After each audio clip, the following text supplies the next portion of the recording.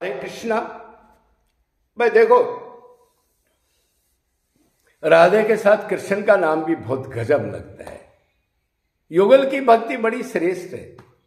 कईयों में राधा का भाव ज्यादा होता है, लेकिन कृष्ण को अलग ना करना। राधे कृष्णा तब पूर्ण सिस्टम बनता है।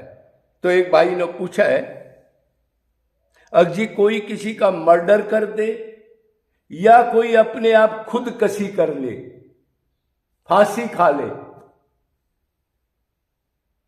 तो ये होना था, मतलब ये प्रारंभ था या नया कर्म है? मतलब ये होना ही था या अलग से कर्म बन गया? तो देखो भाई, इन दोनों चीजों में खुदकशी हो या मर्डर हो, इसमें प्राण तो निकलने, मृत्यु तो होनी है, शरीर अलग होना है। उसी को संसार में मृत्यु कहते हैं। ज्ञानियों के कागजों में तो मृत्यु कभी होती नहीं। ये तो पहले मरा ही हुआ था। ये शरीर उसको गुण कर्म जब तक करेंगे, प्रारब्ध बनता रहेगा, संचित कर्म में से जब तक भोगते रहेंगे, डंडे चप्पल जूते बुढ़ापा करके रोते हुए मर जाएंगे। क्यों? आत्मा तो कभी मरती नहीं। पर चलो, ये तो थोड़ा सा ऊंचा टॉपिक है। तो मृत्यु का समय निश्चित है। तो अगर भगवान ने उसको निश्चित समय बताया है, तो फिर तो कोई ऐसी बात नहीं हो सकती अब कोई उस भगवान की वाणी को काट दे। अब मृत्यु का टाइम नहीं, उससे पहले मर जाए वो, या वो मार दे किसी को। ऐसा बिल्कुल नहीं है। अब आप करो जी, खुदकशी कर लेते, उसका क्या है? तो देखो, ये जीव चाहता है आनंद। जब इसका कोई काम नहीं बनता तो ये रोता है बुरी तरह, अपने को शरीर मानता है और ये सोचता है उस चीज से सुख मिल जाएगा।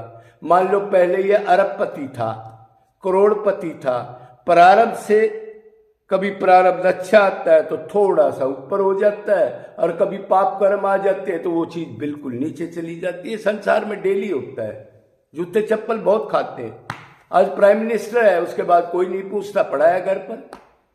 ये तो हालत है जिसके लिए हम सुख के लिए तलाश कर रहे हैं। अब प्राइम मिनिस्टर है, उसको गाली दे रहे हैं लोग, और वो डरता है मेरे को मार देगा कोई। और कह रहा जी मैं राजा हूं। अरे तू कौन सा राजा है जो तेरे कोई भय है? कोई उड़ा देगा, बाजार में नहीं जा सकता।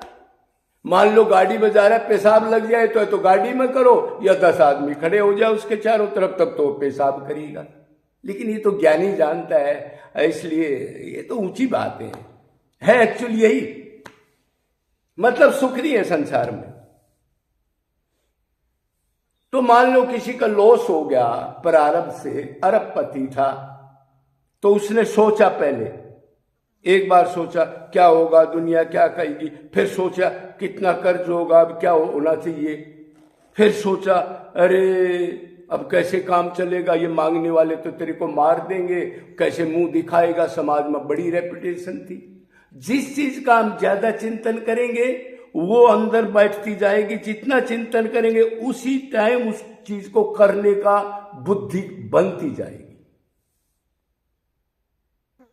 आजकल लोग कह रहे हैं ना, कलयुग में अगर आप पाप कर्म सोचते हो तो उसका पाप नहीं लगता, पुण्य अगर मन से सोच ले तो उसका पुण्य लग जाएगा। अरे भाई, जिस चीज को ज्यादा सोचोगे निरंतर, वो क्रिया में बदल जाएगी। लंबा सोच होगा तो क्रिया।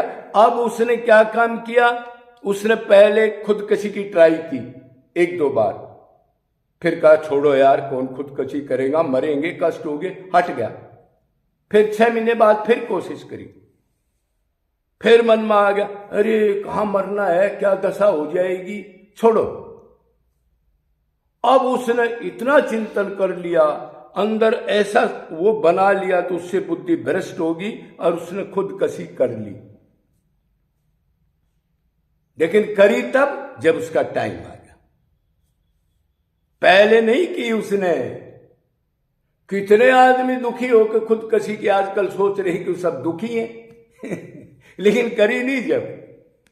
जब टाइम आ गया, मतलब जो वो मृत्यु का टाइम आ गया, तब की उसने, हालांकि उसने शास्त्र विरुद्ध कर्म करा, उसको दंड मिलेगा। भगवान ने ऐसी किस्ती दी अपने पास, मेरे पास आ जाओ इस शरीर से मेरी भक्ति करके, उसने उल्टा कर्म कर दिया, उसका अनादर किया। भगवान अंदर ही बैठा रहता, उसका भी अनादर किया, शास्त्र का अनादर किया।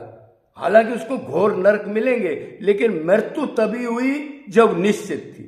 अभी आप कहोगे जी खुदकशी ना करता तो क्या होता, वो नहीं मरता, ऐसा नहीं है। वो कहीं बाहर जाता तो उसका रोड पर एक्सीडेंट हो सकता था, हार्ट अटैक हो सकता था। ये कैसे कह रहे हो आप?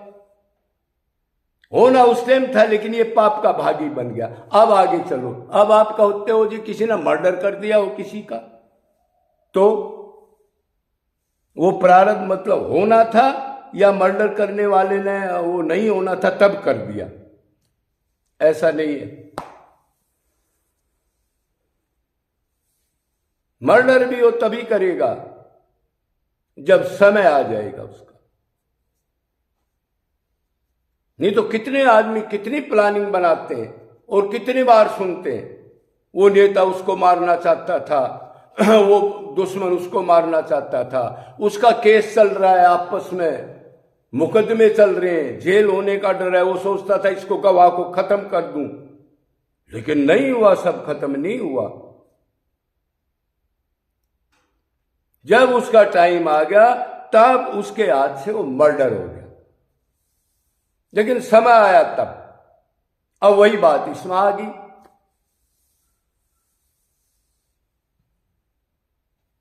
अब ये मर्डर करने वाले का क्या क्या है, तो भाई उसका अधिकार नहीं था किसी की जान लेना, ये तो शास्त्रों में नहीं लिखा, तो उसको तो दंड मिलेगा, नरक मिलेगा, जो भी मिलेगा, लेकिन वो करेगा तब जब उस आदमी की मृत्यु निश्चित है। ऐसे भगवान की वाणी गलत नहीं हो सकती। आदमी ऐसे भेजे से कह देता है किसी को, तो इसको दंड मिलेगा। क्यों? इसका अधिकार नहीं है, वो तो भगवान जानता है। और अगर ये नहीं करता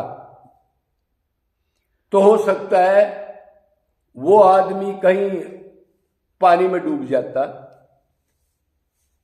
कहीं बीमार हो जाता, कहीं और कुछ घर में आग लग जाती, जल जाता, कोई बहाना बन जाता, मरना निश्चित था, लेकिन इसका काम नहीं था मैं मर्डर कर दूं इसका, वो अपने आप हार्ट अटैक से मर जाता, निश्चित था वो।